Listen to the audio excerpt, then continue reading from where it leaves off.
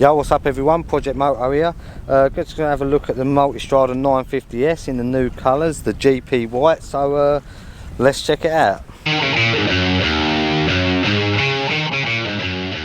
Seeing as a Multistrada and Tourer, thought I'd bring it down to the Essex coast, Bradwell On Sea. Very nice indeed. Tide's coming in, so I better hurry up. It was a nice ride. These bikes are so comfy. If you've never ridden one of these, have a little demo test ride of one of these. So here it is, the Multistrada 950S in the new GP white, inspired by the MotoGP colours. I do actually like the colours. Again, if you see in the video the Panigale, the white one, I think I prefer this to the all red one again. Now, it looks really nice.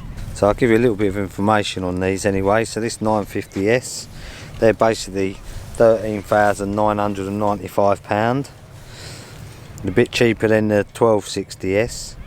That's like £17,395. There's not too much difference in the weight. The 950S is 205 kilos, the 1260 is 212 kilos.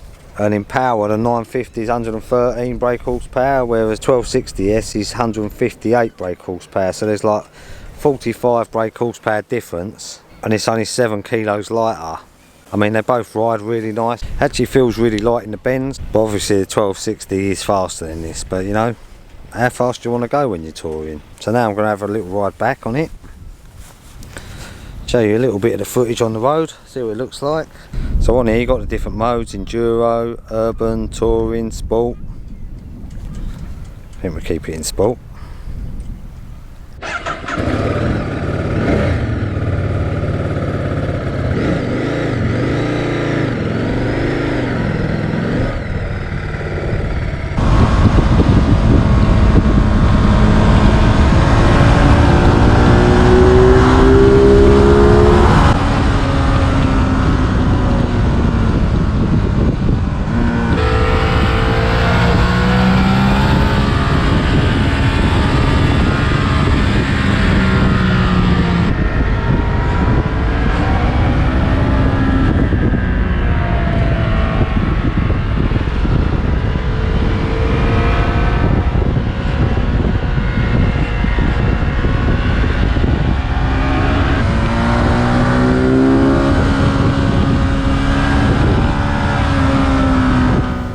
Well, that was a Multistrada 950S. It is a really nice bike to ride. I just had a nice little ride out on it from Ducati Chelmsford all the way to Bradwell On Sea and around Burnham and places. There's nice little roads around there. So the bike still feels really light than the 1260. Obviously it's a little bit cheaper than the 1260, which I'm guessing is the reason that people will buy the 950 over the 1260, or just experience, I guess.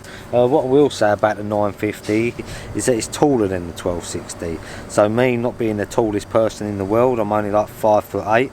I'm on tiptoes on the bike when I stop. Well, I'm not like that on the 1260, so when you stop and you've got to move backwards or manoeuvre, it can be a little bit difficult on your tiptoes, so that's something to take into consideration if you are shorter. Don't really matter while you're riding about, but other than that, for me personally, it is a really good bike. As always guys, thanks for watching the video, hope you enjoyed it. If you're into all things bikes, then maybe think about hitting that subscribe button, and I'll see you again soon. Thanks very much for watching. Seriously? Yeah, seriously. I would have been a linguist. A linguist?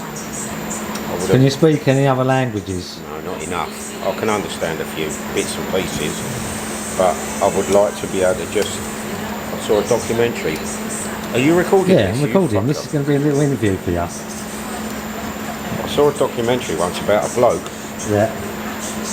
who had this remarkable skill that he could listen to a language for only a short period of time and pick it up. Yep. And he could speak probably 50 languages. It's quite incredible. I'd like to have been him.